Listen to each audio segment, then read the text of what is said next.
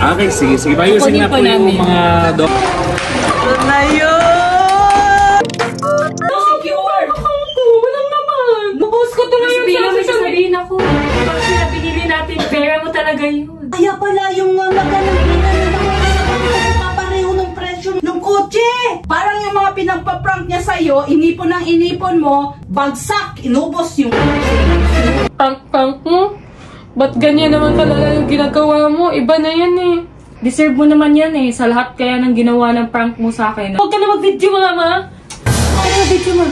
Ngayon na nagaganti na ako sa'yo, gaganti ka na naman. Back to you ang tulak niya. Nakakatawan. Alo? Olo? Olo? Ay!